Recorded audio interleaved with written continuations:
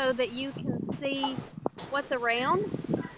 If you motion 6 as we drive along, we're going to go up away from where the dogs are because she says it'll be quieter and we'll have better luck with y'all asking her questions when we're not down here by the dogs where they're barking.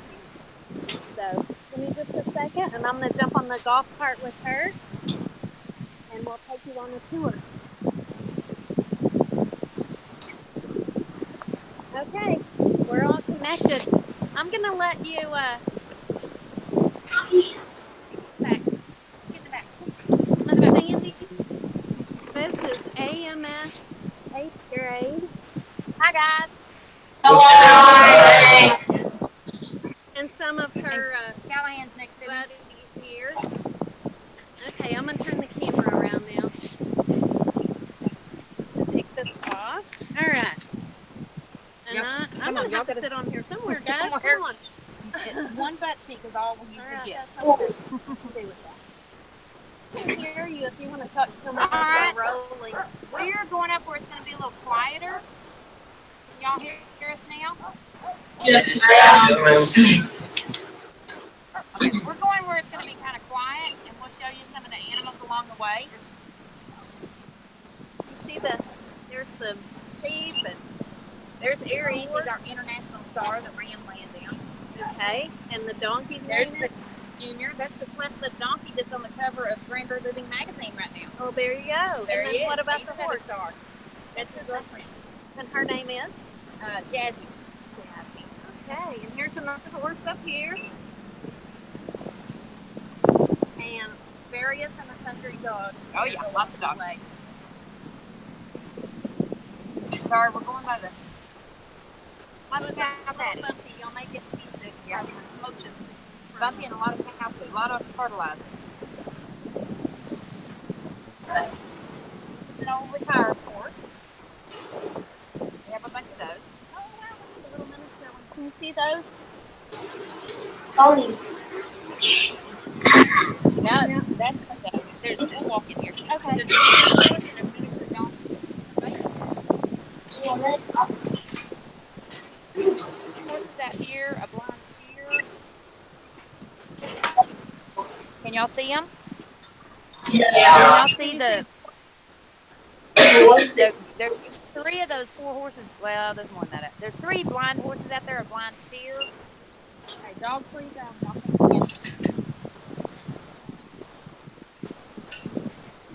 Oh, look at her.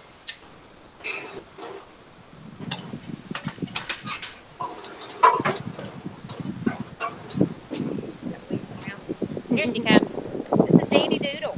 You see Dandy? Hi, baby. Can y'all see her? Yes, ma'am. Her mama rejected her, so we got the call to take her. So we've had her since she was just a few days old. She's still a baby. She's spoiled. How old is she? She's about 2.5 months. She still drinks milk. She's right. She'll take off and kick her heels up.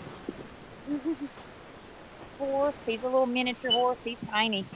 That's Colonel. Hi, Colonel. He's a fuzz bucket. How old is he? 20-something. Oh my goodness. Yeah, he's really old. And you can see the ones she was talking about out here that are blind. Oh my goodness. Y'all see that? Yeah.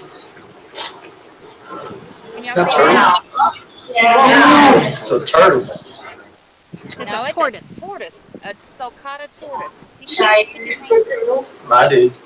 I'll go in there with her.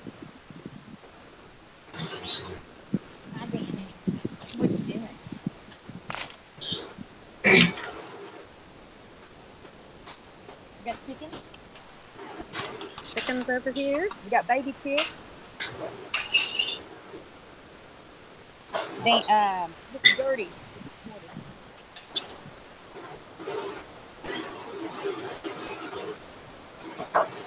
These come from Africa.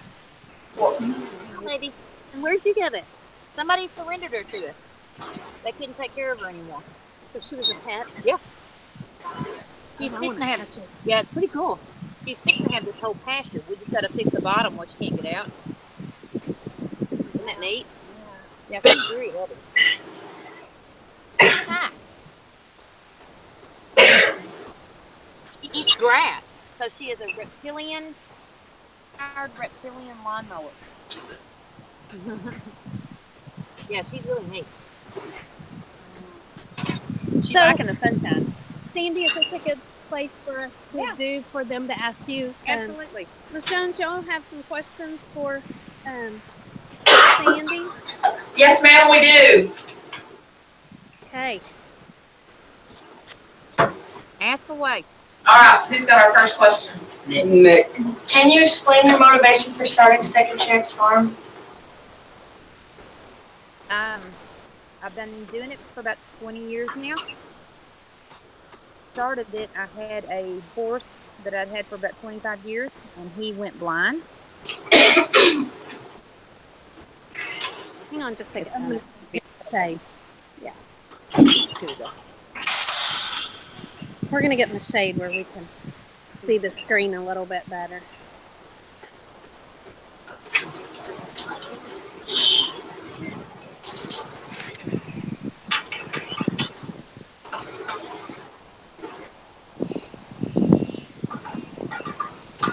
There we go. Okay, can y'all see us? Yes. Okay. I had a horse. He was about 25, and he went blind. And I put him with a cripple cow, and we put a bell around her neck, and that was his seeing guide cow for years. And lots of people said, "Why don't you put them down?" And I said, "Why? There's nothing. They're not hurting, and they're happy. They have good lives." And that's kind of what got me started on rescue, and especially special needs rescue. But these animals, most of them out here, we typically don't take an animal unless there's something wrong with it. We do a lot of mange cases with dogs. We just took in 10 yesterday from the Humane Society, from the cruelty case. They all have mange, and 2 already from the case. They're at an emergency vet in Mansfield with parvo. We lost one, and we're hoping that the second one will make it. But anyway, we take in the hard cases that most rescues would not take. Does that answer your question, though? How we got started? Blind horse and cripple cow. Yes. All right, next question. How difficult is it to create your own nonprofit organization? Paperwork. You've got to know what you're doing, filling out the paperwork. I actually had somebody to help me with it because it was a lot of paperwork. But I suggest, like, I didn't just start and say, okay, I'm going to get my nonprofit and start doing this. I had done this for many years on my own before we got our nonprofit. We have only had our nonprofit for 5 years now. We got it in 2012. It's not an easy thing, and it's a very serious thing. I know a lot of people get a nonprofit and they don't do the paperwork, they don't file their taxes, they don't spend the money right when they get donations, and they go under. So, and the government can pull a nonprofit from you. We don't ever want that to happen. Animals need it, and we're very, very good with their money. We budget it, and these animals always get the care that they need. And that's all from donation money. Before you were on this call, you were talking about the dogs that you were just mentioning to them. Tell them just how much just with those few dogs alone that you were telling Well, them. we took, out of the 12 that we have taken, the 2 puppies that are at the emergency vet, we're already over $5,000 in 2 of them. And we've lost one. We may lose the other one. We don't know. Like I said, he had a blood transfusion last night. We're hoping that pulls him through. But we've 10 adults. One of them's pregnant. But 6 of them today we took to the vet to have spayed and neutered. So there's a vet bill right there. One of the older ones is going to have a lot of dental work. We're probably going to be $1,000 into him. So it's not a cheap thing. It's very costly, and I am constantly, me, my volunteers, my employees, we're working it constantly to get donations in from all over the world sometimes to take care of these animals. So it's a lot of work running a nonprofit. All right, next question. Can you elaborate on how you acquire your animals? We get them primarily through shelters. We do take some owner surrenders. and that means somebody can't take care of them, and they sign them over to us. We take possession of them. But most of ours come from different shelters in different places, just like the Humane Society of North Texas. We come from you occurred. The Humane Society of North Texas, we work with them a lot, and that's where these 12 officers come. So they will call us and say, hey, we've got these dogs in. It may be just one, or it might be 35. Take them. We take as many as we can, and we try to find homes for them when we get them better. But we primarily do get them from shelters all over. And we get them all over Texas, Oklahoma. I'm trying to think where all. We've gotten a little triple goat from Illinois. We also pick them up. Bring them. We have now. Yesterday we went to pick them up because they were just in Fort Worth. But if they're from far away, we have people. Okay, we've got a Facebook page, and we call them farm fans, the people that follow our page. And if we need transport in South Texas, let's say from Houston, and this happens a lot from the Houston shelter, I'll put it on our page saying, okay, we've got a deaf and blind puppy, and we need transport to Grand Group, Texas. Anybody want to do it? People will get on there sometimes within 10, 15 minutes, 45 minutes. Anyway, we always get transport lined up. They volunteer their time and their gas money, and they will go and get that dog. And sometimes we call it in different legs. Somebody will pick it up from the shelter and take it so far, 100 miles or so, meet somebody else and drop it off. And we get them delivered right to our front door. It's amazing how many people want to help. Some people can't take in another animal, or they don't have the money to donate, but they can transport. And that's huge for us. That's a big thing for us. We need that because we can't stop what we're doing and drive all day to go pick up one dog. We can't leave the animals here. All right, next question. Talk about how many you have here on the farm. Okay, she's asking how many we have on the farm. Actually, I don't know. And we just took in a bunch of the dogs. So I know we have over 100. We have a lot. Matter of fact, our farrier's here right now. I've got a volunteer with him. We're trimming 8 horses' feet today. We do them in different shifts. He'll come again in a couple of weeks. So he's here on a regular basis. But they all get the care that they need. All right, next question. How would you compare Second Chance Farm to other animal shelters? To other rescues? Well, the primary difference is, well, there's 2 differences. We are pretty much in-house. We have the land that I have opened up to the rescue, and not everybody has that. I could be farming, goats or cows or something and actually making some money on it, but we have decided to let the rescue take it over. And we take in special needs. A lot of rescues do not take in special needs animals because they can't flip them real quick. They can't get them adopted out quick. Well, that's not what we're about. We turn down normal animals, normal, cute, fluffy dogs. Other rescues can take them.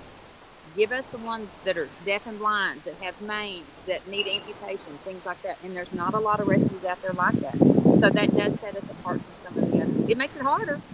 It takes more money.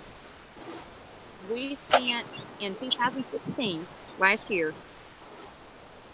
you know what? I want y'all to guess. How much y'all think our vet bills were last year? Somebody take a guess. 4 million. 500. I'm sorry? A million. 500? 100,000. No, not quite millions.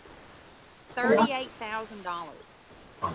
So much. You could buy a sweet car or a small house. But yeah, we take care of them. We get a discount at our vet, but we have them there a lot. Our vets, matter of fact, we're almost on speed dial, or they are for us. But they help us out a lot. All right, next question. When evaluating an animal, what evidence do you use to see that shows that the animal's disability is caused from abuse?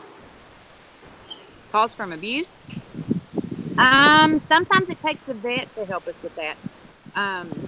For instance, we had a dog come in that he got picked up by animal control. There were 2 dogs, and we figure it was a brother and sister. And the one dog had a back leg dangling. I don't mean to be graphic, but that's what we do. We thought he got his foot caught in a trap. Yeah. Amputate, they have to x-ray to see how much of the bones they're going to take off. Came up, and he called me to the back. He said, he had been shot from close range from behind. Um, Bullets up in the nub of his back leg and in the back of his front leg. There's still some pellets in there, and they weren't hurting anything, so they're still in there. But that he was in the wrong place at the wrong time, and he was probably doing something he shouldn't because they didn't have a fenced-in yard. He got shot. So what we thought was he accidentally got into a trap or something. No, somebody shot him, and the vet had to help us out with that one. So sometimes it's hard to tell, and we do need help with that. Most of our animals that come to us are, especially the dogs, they're maned, or now I'll tell you, the ones that just came in yesterday, some of them are very skinny, all been bred just over and over and over again. And they were from a breeder. It was probably like a puppy mill. They've been at the Humane Society for 3 weeks, and some of them are still thin. So I know they were really thin when they got there. A lot of them have hair loss. So that was a cruelty case, and it's an ongoing case that's going to go to court. They got them court-ordered.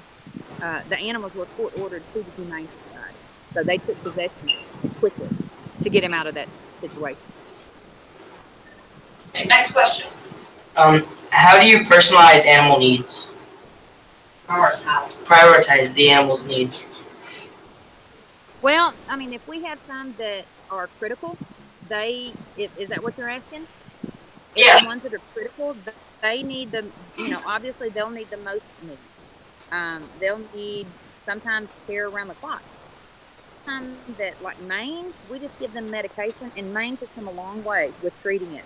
Now you can give them even a chewable tablet 3 months, and then just give them good nourishment, good food and love, and some baths every now and then. So some of them don't need as much care as others. Some of them need surgery, and we have to do red light therapy and hydrotherapy with water. There's some like that. So it just depends on what comes in and how bad they are. But we definitely, we have to give those the top priority as far as care, the ones who need the most care. Okay, next question. How do you determine if an animal is blind? You can kind of watch how they act. First off, you put them in a new environment, they're going to bump into things. If they can hear, and if you talk to them, they'll turn their head and kind of act like they're looking for you. Their tail may wag, but you can tell by watching them. And like I said, primarily it's if they going to bump into a wall or a fence or something like that. And which brings to mind another question. A lot of people say, how does a blind cow get around, or a blind horse, or a blind dog? And we have all of that. The lights are out. Can you still find the bathroom? Yeah, because it's memory. Memory kicks in, and we know where the bathroom is, so we can get there without having to turn the lights on. Same thing with these animals. They memorize where all the. Oh my gosh! I have a deaf and blind dog that sleeps in bed with me. She jumps up there and goes to bed usually before I do. She'll get down. She'll go outside through the doggy door. She'll go to the bathroom and come right back and get back in bed with me. They're normal. They just function a little different. I do touch commands. I just touch her to let her know I'm there. And she smells. She'll smell where you're at. And she gets very excited when there's a new person. Our slogan is redefine normal, because I do want people to understand how these animals can be great pets. They can be good family members. All right, next question. How would you change the living conditions for an animal that can't see? I don't. They adapt to it. I don't change. Now, I don't rearrange a whole lot of furniture, and in my front yard, I don't park my vehicles on part of the driveway because there's blind dogs out there, and they get used to it. There's no vehicles over here, so they can run down the driveway or whatever. But yeah, I don't change a lot of things for the blind animals. They adapt to it, and they probably adapt better than people do. And it's just amazing. Well, one met you at the fence. Mm-hmm. A deaf and blind dog met her at the gate. And I said, he smells you. He knows you're there. So let me go put him up. Because he gets so excited when somebody new comes. And he will find them. All right, next one. Would you recommend putting several animals with disabilities in the same pen? Why or why not? I have, let me think. I've got a blind dog and a deaf dog that room together. Oh, Lord. We probably have 20 dogs that are all together. They have, there's one that's half blind, that's an amputee. There's like 4 of them that are deaf and blind. It's personality. Who gets along with who? I personally don't think.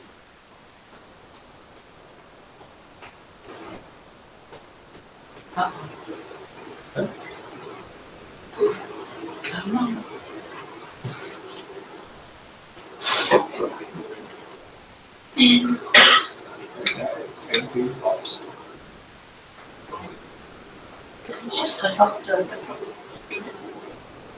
She's shopping. Yeah, for some sense.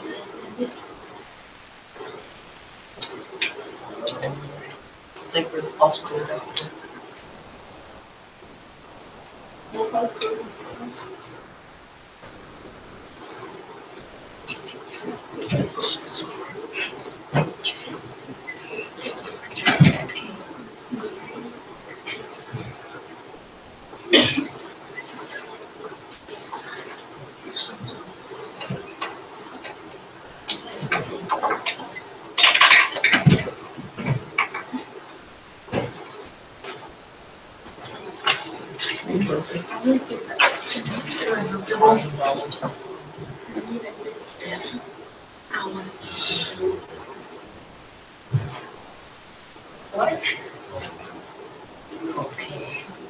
You live in Montana.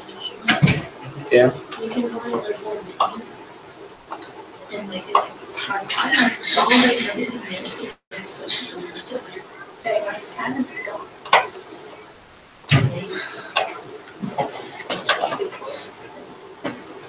There's still more than just that one.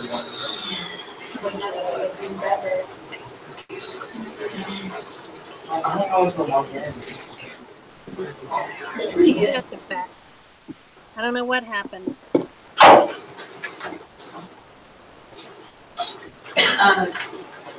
Can y'all still take questions? Yeah. All right, guys. Are you good? More questions? A few more questions? Okay. All right, we're ready. All right, Xander, ask. Alright. Is there an alternate way to help Second Chance Farm instead of paying money or adopting an animal? I'm sorry, say that again. Say it again. Alright.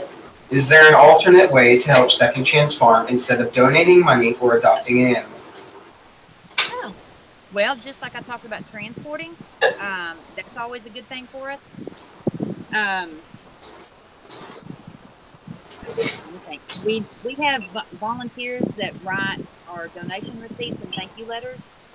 I've got a volunteer that writes is starting to do grant writing for us. There's tons of different ways. A lot of times we have activities like meet and greets and things like that, and sometimes we need help with those. Because we can sometimes take more animals if we have more volunteers. There's tons of ways. Even spreading the word about, like if you're on our Facebook page and you share our post, that helps us because it gets it out there more. Like these new dogs that came in, they're going to go up for adoption. Like some of them today, after they get home from being spayed and neutered, we're going to start posting them on our page and try to find homes for them. But if people will share that on Facebook, out there on social networking, big help too. So yes, there's lots of ways. Caitlin, we're going to skip you too. Maya, ask me a question. What changes would you make to your organization if you had the chance to go back and start over? I don't know. I don't think I would make any changes. Everything has exceeded, and every year we get bigger and bigger. We get more followers, we get more donations. I don't think I would change a thing. Pleased with the way everything's gone with our nonprofit. What is your favorite part about working at Second Chance Farm? The reward that you get from helping these animals. It's different than just working at a regular rescue. That's good too. You can find them homes, but when we get like the Aussies that come in today, if we can find them good homes and get them healed and from the mange, and if we can pull this puppy through Fargo, that's going to be a huge, and that's good for the heart. So everything I do out here is good for the soul. It's very therapeutic. It's the hardest job I've ever had in my life, and it is my job. It's the hardest job, but it's the most rewarding job I've ever had too. Do y'all look when y'all are out at businesses, and there is a magazine called Granbury Living magazine, Lake Granbury Living magazine, and you'll see this donkey. It's Junior. He's our cleft lip donkey. He was given to us because he was different, and I didn't want him anymore. See his lip? We've had surgery on him, but he still has a little. It looks like he has two different faces there. Well, I think we're done with questioning. If there's anything else you want to show us or any other comments. Is this okay? Are y'all doing a project on what is this? What is this project about? I'm gonna see if I have anything I can add. It's about nonprofits. Remember the year that we did the nonprofit brochure? It's the same thing. We're just kicking it off. Okay. Do y'all know how we do? I mean, do you know ideas of fundraising of how we do get our money? Do y'all know where the money comes from to take care of all these animals in this nonprofit? Donate. Any ideas? Donations. We do donations, but where do the donations come from? We have to work to get them. We have to, number one, we have to prove to everyone that we're worthy of taking their hard-earned money. A lot of donations come in monthly. People will either send checks monthly or go through PayPal. This is the time of year, the end of year, that a lot of people need tax write-offs. So they will send us donations that way. And since we are a 501c3, it is completely tax deductible. So they get a receipt and they can write it off on their taxes. But we sell T-shirts, we sell calendars. We do meet and greets and take donations that way. I do dupograms all the week of Valentine's Day, where we take some of the animals, and Dupus is our main spokesdog, and we take a bouquet of candy and balloons. Hi, baby. I love you too. But we'll take and do deliveries with some of the dogs, and we call them dupograms, and we get money for that. That's a fundraiser, and some of us will all get together. It's a crazy week on Valentine's week. I'm getting donkey kisses. But yeah, and then there's a movement called North Texas Giving Day in September, and that's for North Texas nonprofits. I don't remember how many, there were hundreds that had signed up this year. This was our second year to do it, and we get on Facebook. It's one day only. It starts at 6 a.m. and it ends at midnight that night. But we go on there and we're asking people to donate, and you can donate to as many causes as you want on that page. Last year we raised, it was our first time, we raised almost $10,000. This year I said, I want to hit 10,000. Well, we hit $13,000 in one day. One day. But keep in mind what our vet bills are. And we're already over 5,000 right now in a week for those puppies. So we go through, we can go through 13,000 in no time, huh, Junior? But it's greatly appreciated. Greatly appreciated. So there's lots of ways that we have to work it, and it's a job to get fundraising. It absolutely is. I usually will clean up and look like a girl on those days when I have to go out in the public. No comment, Tammy. Tammy knows I can look like a girl when I have to. Yeah, I've seen you look like a girl before. But all right, do you guys have any other questions? Gabriel, you should ask. Junior doesn't care. Any other questions? What's the biggest donation you ever got? Well, that North Texas Giving Day for $13,000 was probably a good one, but that was a combined one. From a single person, I think we're working on our biggest one right now. We are in several people's wills. In our first inheritance we're working on right now. The lady passed away. I don't even know her. And she left us in her will, and we are getting all the paperwork together and all that, and we don't know how much it's going to be. So far, out of 7 different life insurance annuities and things like that, we're up to almost $5,000 on 2 of them. So it's going to be a pretty good chunk, and we are going to build a quarantine room for the dogs and the horses. We're going to have it combined. It's going to be big enough for both. Not together, obviously, at different times.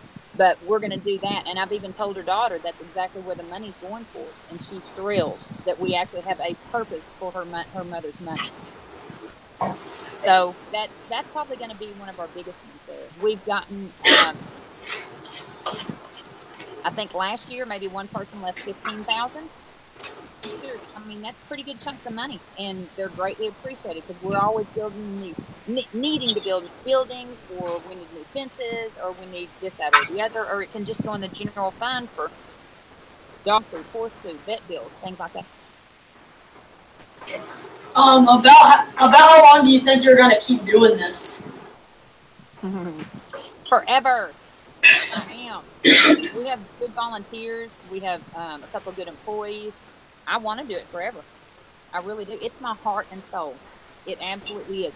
In my will, then Second Chance carries on. So even if I pass away today, these animals will still be cared for. They don't go to a shelter. You know, we keep doing what we're doing. So forever.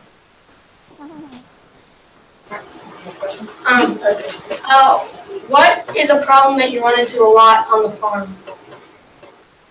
What's a problem? You run into a lot. A problem. A problem. I guess maintenance, you know, because we're a 70-acre rescue.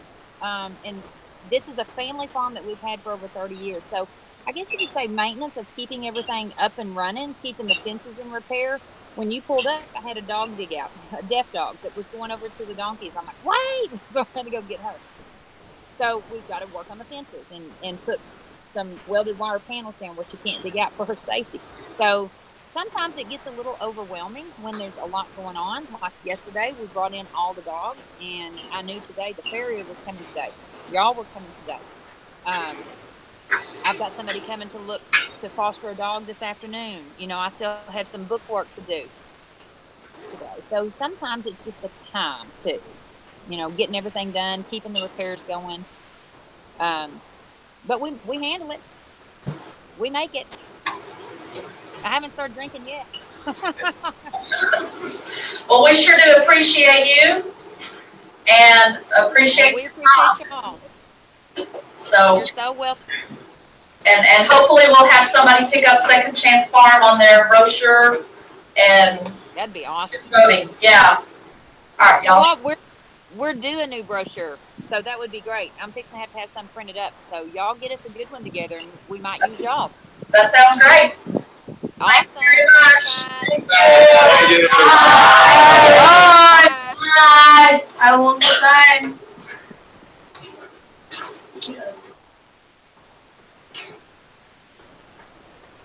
That was fun. That was pretty good.